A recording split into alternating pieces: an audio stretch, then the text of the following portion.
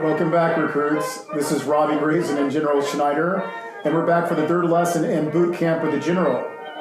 In the last lesson, we talked about self-respect, which is the ability to learn from yourself in any given situation. And we talked about how that was kind of the foundation for being able to see value in others and the things that they do. In this lesson, we're talking about integrity, which is the ability to integrate external action with your internal values. General Schneider, in the last lesson, we talked about self-respect, and you brought up how you and your brother Clyde tore down a motorcycle that you found in a neighbor's barn. Did you have a manual? No, we just went by common sense. we tried to lay things out so we could remember how they came out to put them back the same way. Now, when you put it back, were there any pieces left over? No, it ran, but everything fit and ran like a top. So we rode that motorcycle in until that one year I went to college. I took it to college with me. But one summer after we finished all of our chores, chopping cotton, Dad said, well, you boys can go somewhere if you want to for a few days. So we took off, and I was 14, he was 13, and we rode the motorcycle from up near Amarillo at Plainview down to Fort Worth, which was several hundred miles. And we got down there, and this policeman stopped us, couldn't believe two little kids were riding a great big motorcycle, and we finally convinced him we owned it, but he thought we'd stolen it. So, but we were gone, I don't know, several days, and of course we didn't have all the communications we have now, and they didn't know where we were, and we just sort of drifted across the country as we wanted to, and came back a few days later and drove into the house. Mother said, well, you boys have a good time? Yes, ma'am. She said, well, okay, get back to work. That was about it. Well, that's a really good segue into the conversation about integrity, because you didn't have a map to tear down the motorbike and to put it back together. You also didn't have a map, I guess, to Fort Worth. No, we knew the general direction. Yeah, we knew it was southeast from where we live. Right. So, integrity is being able to connect, kind of the external form with the internal intent. And the intent would be for the motorcycle to drive. Right. And the external form is all the little bits and pieces. Right. Just like with the intent would be to, I guess, go to Fort Worth and back. Right. But the form would be using that motorcycle and then using your sense of direction. So I think a lot of parents nowadays might freak out a little bit about that sort of parenting. If they got out of sight, they would freak out of sight. But could you speak to how, being able to integrate, intent with external forms? Could you speak to that? Like, what were some of your experiences as a child and in your career where you were able to match the one to the other? Well, I mentioned that one about the eggs, where we were going to school, and one of the kids had brought some eggs he was going to take over to the grocery store, and we found the eggs, and we decided we'd take them over and sell them, and we did. And when we got home, I guess we still had some candy that we'd bought. Mother said, well, how did you get the candy? And we told her. And she marched us right back down to the grocery store, and we had to apologize, and then we had to make enough money out of what we did to go back and pay the grocer for the eggs. So that made a big impression on us. And then another example, after in my Air Force career, we were over in Europe, and the colonel said, you've got to fly a certain number of hours before the end of the year. And I was the operations officer, so it was my responsibility for my squadron. We had 5 squadrons. And so I just worked my head off. I worked 22 hours a day to have it organized so when we had decent weather, we could actually get the airplanes airborne on meaningful missions. One of the other squadrons told everybody to log 2.5 hours of flying time as soon as they got the gear up. Well, of course, somebody blew the whistle on him, and he got court-martialed, kicked out of the Air Force. The ops officer got kicked out, and it really caused a tremendous problem. So, not being honest about what you're doing, you know, my theory was I had to work hard enough to get it done honestly, and the other squadron decided they were just going to push the pencil. Right. And of course, as we said before, those kind of, we see it every day in government or in industry or all over our country where people cut the corners and then they get caught, and then it causes tremendous consequences to the family and the individual and the country. So Right. it's just a matter of being honest with yourself and being honest with the people you work for and being honest about doing your job. Right. You know, the world you grew up in, again, seemed to be a world of immediate consequences.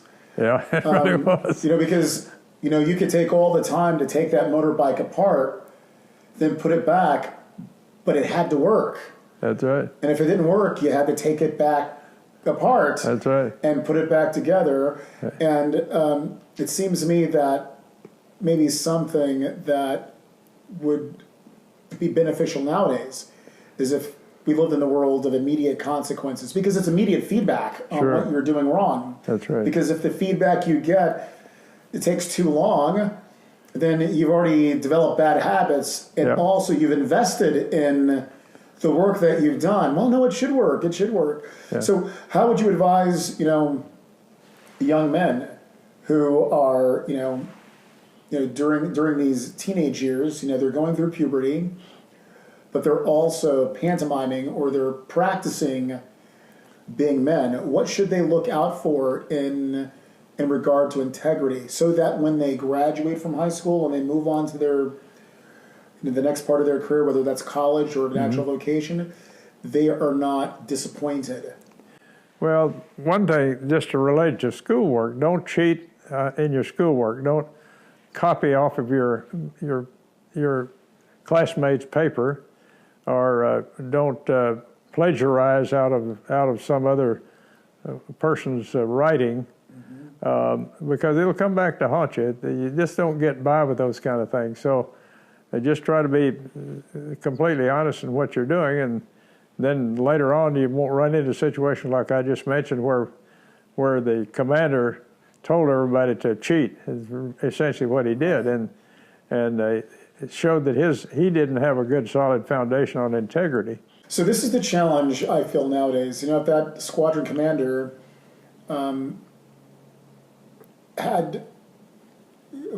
if that squadron commander got by with getting his the men in his squadron to log in 2.5 hours, that represents 2.5 hours of kind of deficiency of skill that they don't have. That's right. That's right. That would probably eventually, probably not immediately, but down the road would come to bear upon a real world consequence. Sure.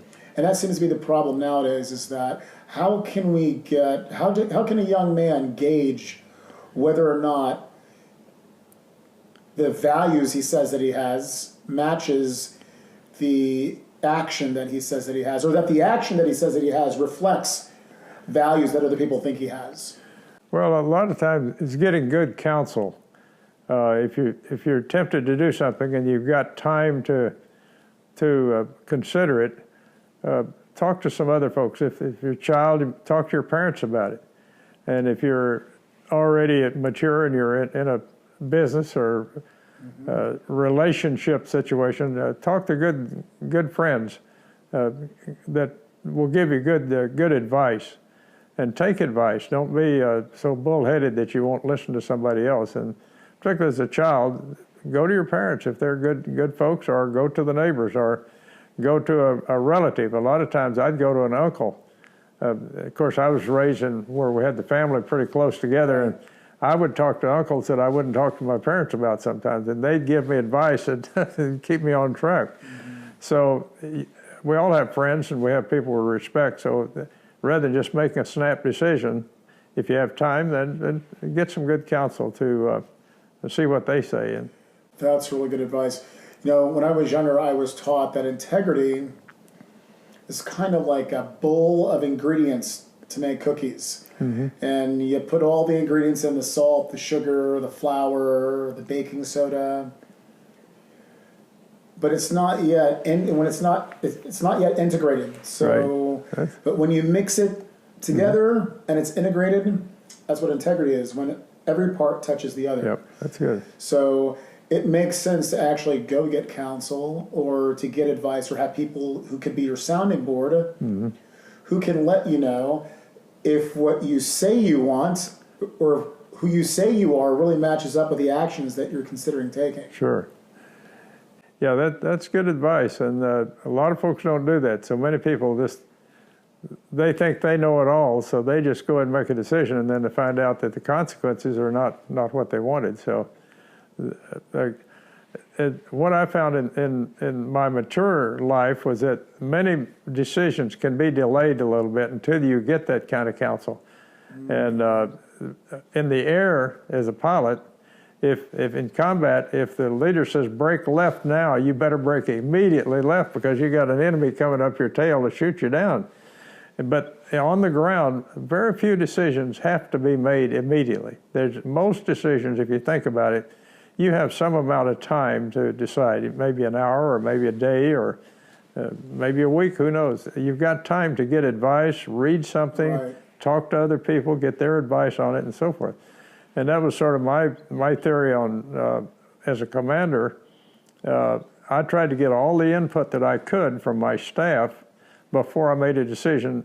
I finally had to make a decision, but depending on the situation and the urgency of it, I'd try to get everybody's opinion as much as I could, and then before I made the final decision. But in the air, you really got to, the leaders is running the show if you're in a fighter.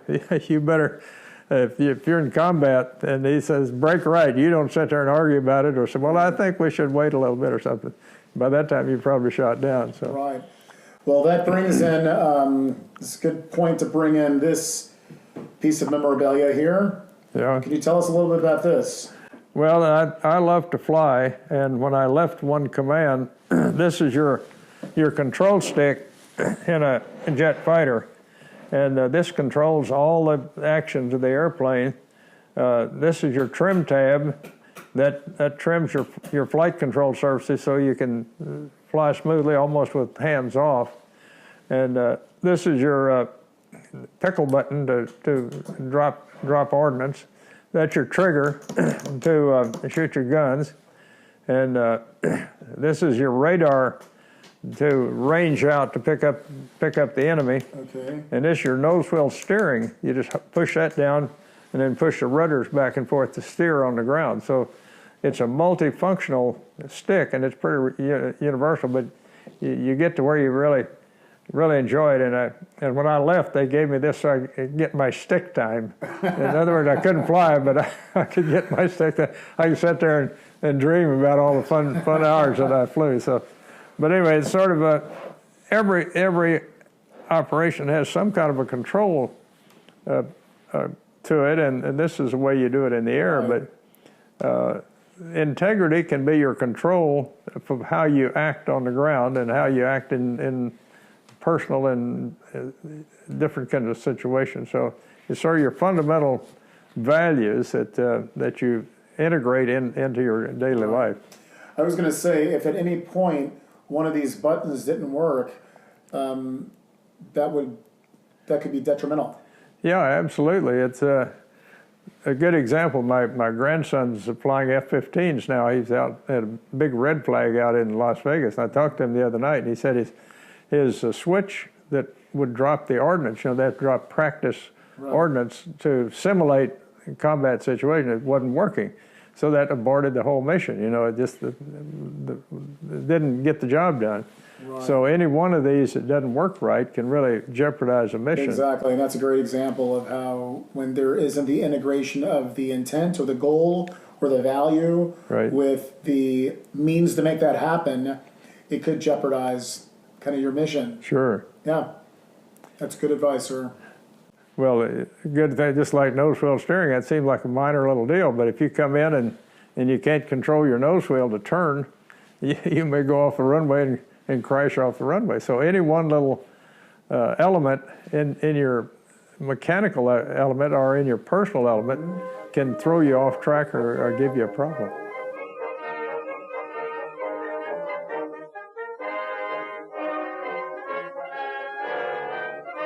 Well, just be honest with their, if they're still living at home, be honest with their parents and with their schoolmates and with their teachers. A good example, my granddaughter got in with a group in high school, and she would tell her parents that she was going to be at one of her girlfriend's places, and she'd end up over at her boyfriend's place. And then she'd come home and tell her folks that she was at her girlfriend. So she ended up, of course, they found out about it and grounded her, and that caused her a lot of trauma because she couldn't get out and do what she wanted to do. So it has repercussions, you know, and you really can't get by with it. So hopefully that's why I developed that schematic there to try to show her that you just don't get by with those kind of things. And if you start doing that at an early age, then it just accelerates and gets more and more serious as you get older. So just think about whether it's going to be honest and whether it's, and if you do make a mistake, admit it right away. And it can get up to the point where, just like when I was a commander at Oklahoma City, the head of the newspaper there was a friend of mine, and we had a big chemical spill at the base there. And if I hadn't called him immediately and told him about the spill, somebody would have blown the whistle, because that was a major deal. And I called him and I said, here's the deal, and this is what we're doing to correct it. And he said, okay. He said, we'll put it back on page 4. If you hadn't called me, it would have been headlines in the Oklahoma City newspaper. So you just have to think about those things. Just absolutely come clean and tell the truth. And most cases will diminish the consequences. Not always, but you know, sometimes you got to take your licking and keep on kicking. But it's better generally to, well, 99 and 9/10% of the time is to immediately confess and take whatever the action has to be done.